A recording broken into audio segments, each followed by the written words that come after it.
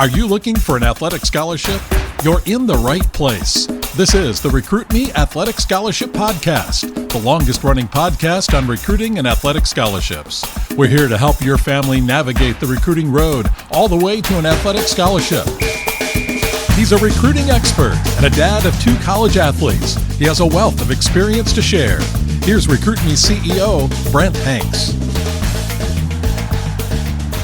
Welcome to episode 344 of the Athletic Scholarship Podcast.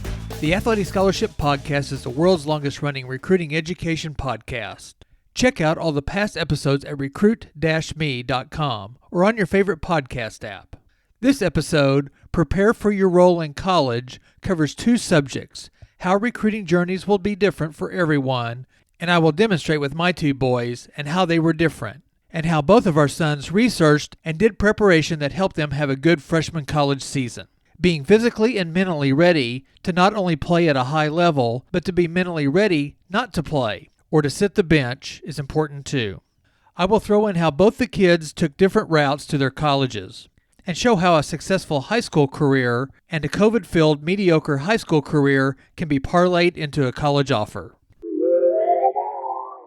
Coming off the first 2 weekends of my youngest son's college baseball season made me reflect on both of my sons' recruitments and how they entered their freshman years of college and college baseball. There are physical and mental aspects that an incoming freshman needs to be prepared for. Things like the move-in, the first day of class, the first practices, and then the first weekend, and the first season of their college careers. If you have listened to past episodes of the Athletic Scholarship Podcast, you may know that I have 2 sons. Parker is the oldest son and graduated high school in 2018 and just graduated from Northwestern University with an undergrad economics degree. And he also pitched for the Wildcats in the Big Ten. Sutton, my youngest son, graduated from high school in 2022 and has just started his college experience at Columbia College in Columbia, Missouri. Sutton is an outfielder for the Cougars who play in the AMC, or American Midwest Conference, and they play in the NAIA level of play. Both of the boys had very different recruiting experiences, as well as very different high school and playing experiences. I have said many times on these podcasts that if there are 1,000 student athletes, there will be 1,000 different recruiting journeys.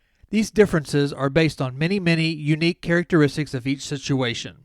Your sport, your position, your skills, your size, and your desires like academic wants and needs, what kind of experience you want as far as a campus life, whether you want to go to a big city or a rural area, the size of the school, and the level of play are just to name a few. We had 2 different paths in our own household. Both of the boys graduated from the same high school, Ozark High School in Ozark, Missouri.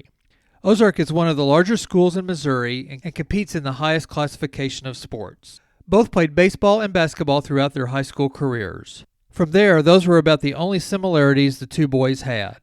Parker is left-handed, very self-motivated, had a large number of classmates that were talented in both baseball and basketball, and got to play a little varsity baseball as a freshman, and was a starter in the outfield and as a pitcher as a sophomore. He was the Conference Pitcher of the Year his junior year, and was all-conference his junior and senior years. His teammate was the Conference Pitcher of the Year their senior year, and is pitching at Missouri State in his 5th year there. Parker played for Ozark's Summer Baseball Club and was able to play for Missouri's Junior Sunbelt team for 2 years. Basketball-wise, Parker played JV and varsity his sophomore year, leading the JV team in scoring. 2 of his classmates moved up to varsity, and he played some varsity that year too. He was an all-conference basketball player in his junior and senior years and got to play in the Bass Pro Tournament of Champions in front of 8,000 fans or more against powers like Oak Hill, Christ the King, and Wasatch Academy of Utah. Parker was highly recruited by NCAA Division II programs, but not too many NCAA Division I's. As a lefty, he threw an 83-mile-an-hour fastball and wasn't real high on the velocity list. Most said he needed to throw in the 86 to 87-mile-an-hour range to get more looks. But he could throw strikes, and he had a great changeup, and got a lot of ground balls. He was 6 foot tall, 150 pounds coming out of high school. I'll get into Parker's recruitment and what Northwestern and Parker's expectations were during his recruitment. Like I said earlier, Sutton's situation was very different. Sutton's skills developed a little bit later, and his speed and athletic ability showed up differently. Sutton developed into a timed 6.5-second 60-yard dash, and he had a 33-inch vertical jump and a 10-foot standing broad jump. In baseball, he started out just beating out normal ground balls for base hits, and his bunting and his base running skills came to light during his summer between his sophomore and junior years of high school. Because of COVID, his sophomore high school season was canceled, but fortunately in Missouri and the surrounding states, his team got to play most of the summer. He pitched and played outfield for a local club team, Marucci Midwest, and had a solid summer. The longtime Ozark High School baseball coach retired and Ozark got a new coach. As a junior, Sutton played on Ozark's JV team in the outfield and pinch ran on the varsity team and got one varsity at bat, but they had a good team and 5 seniors went on to play college baseball. And then 5 players in his class are now playing college baseball.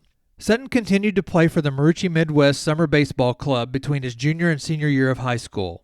He played on a team of 18-year-olds that were all going to small colleges to play baseball.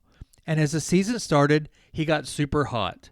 Again, beating out ground balls, bunting, hitting line drives, and stealing bases. He ended the summer season batting .430, with no caught stealings and 2 home runs, one an inside-the-park grand slam.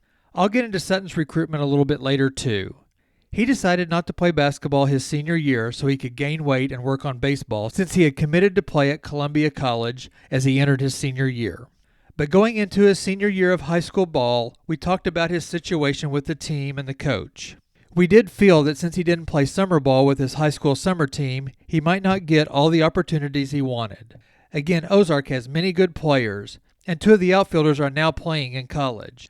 Sutton's attitude was to go do his best and to work on his skills to get ready for college. Ozark also plays a great high school schedule, and Sutton was a part of beating top-ranked teams from Missouri, Oklahoma, and Arkansas. He finished his senior season, again, bunting, beating out ground balls, and hitting line drives for a .300 average, and starting about half the games in the outfield.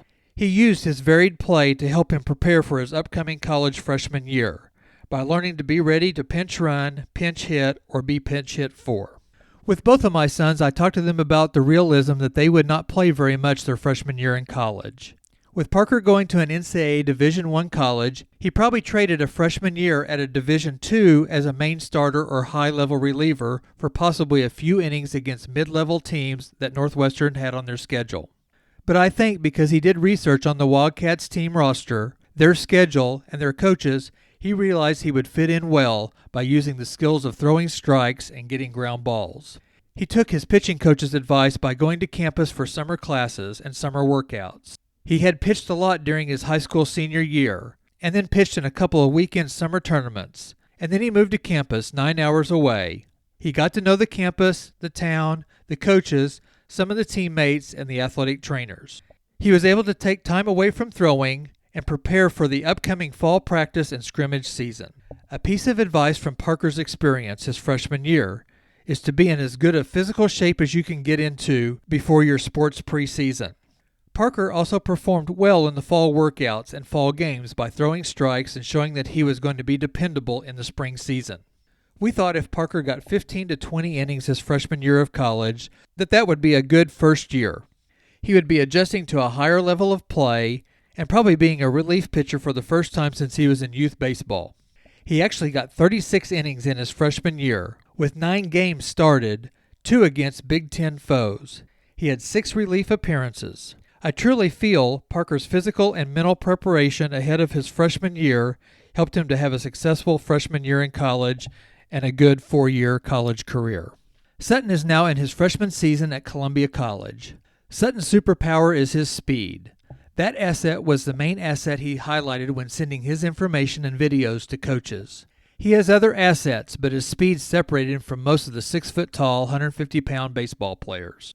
The research on the Columbia Cougars baseball team showed that there would be 5 other outfielders already on the team, with 1 being a senior, 3 being juniors, and 1 a sophomore. So going in, he probably would not beat out 3 upperclassmen for a starting position, but he might get in a few innings throughout the year in blowouts and non-conference games. But also during his recruitment, we found out that the NAIA level allows for courtesy runners for the catcher.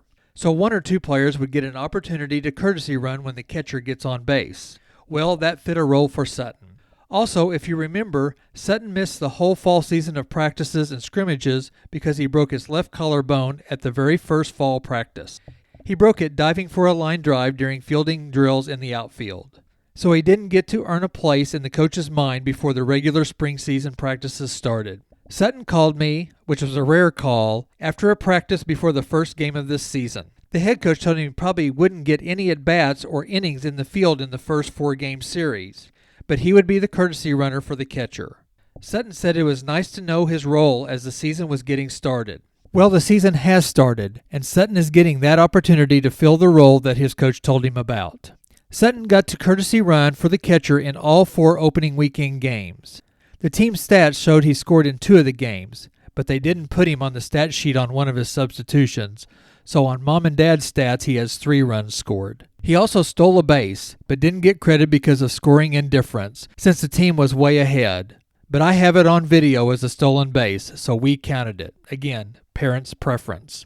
In the Cougars' second series against number 18 nationally ranked Indiana University Southeast, Sutton again courtesy ran in all 3 games, scored in 2 of the games, and actually pinch ran late in the game and scored the eventual game-winning run in the bottom of the 6th inning. I'm not going to give you a play-by-play every week of Sutton's courtesy running, but I wanted to point out how him and Parker were both told what their roles might be as they were recruited, and that the research the boys did revealed the type of play they might get. I might say that they were lucky to find coaches that were honest and optimistic about their playing time.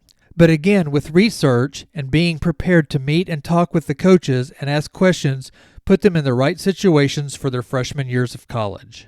I tried to prepare both of my sons to be ready their freshman years. Prepare to play and be prepared not to play. One of the hardest things for a new college student athlete to handle is not to play every pitch, every inning, every match, or every minute their freshman year. Most college athletes have been on the field or on the court all the time during their high school and club years.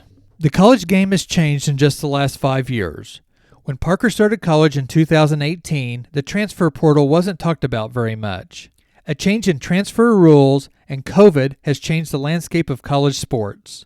Finding a school, a program, a coach, a roster, a schedule, a town, a city, and a financial fit takes work. If you just look and fulfill 1 or 2 of these parameters, your experience may come up short. There is not ever a perfect fit, but checking the box as many times as possible, especially for your freshman year, can set you up for a successful college career. During your recruitment, you can fall in love with the biggest and the most prestigious school that shows interest, but that program may not be the best fit. Both of my sons got very good offers from schools that were very good programs and schools, but playing time and other factors led them to the teams that they chose. Also, both found a program that needed their individual skills. Parker was a strike thrower, and Sutton has the speed on the base paths, and both of their strong points have placed them on the field in their freshman campaigns. They also found coaches that didn't overpromise and saw a vision for them. If you put in some work and some research, you can take your skills to a team that fits you and you fit them. I invite you to go to recruit-me.com and learn about the Recruit Me 3.0 Athletic Scholarship System. You can get your DIY recruiting manual and workbook for only $39. Click the Get Access button and get the 10 myths about the athletic scholarships, the 7 steps to an athletic scholarship, and advice from Recruit Me families and more. If you don't want to initially spend the $39, then go to recruit-me.com and get the free Recruiting Power Pack. The free Recruiting Power Pack is a great way to get started on your journey. You will get 3 handy tools. Number 1, a PDF explaining the first steps to an athletic scholarship. Number 2, an audio file on how and when to use video. And number 3, a template to set up your own personal profile. Go to recruit-me.com today or click on the link in the show notes to get your free Recruiting Power Pack. I would like to thank these people from all over the country for signing up. Luke in Georgia, Chris in Illinois, Andy, Sino in North Carolina, Rick in Illinois, Amber in Virginia, Ann in New York, Lisa in Illinois, and Genevieve in California, and Kayla in New York. Join me next week for another 15-minute episode of the Athletic Scholarship Podcast.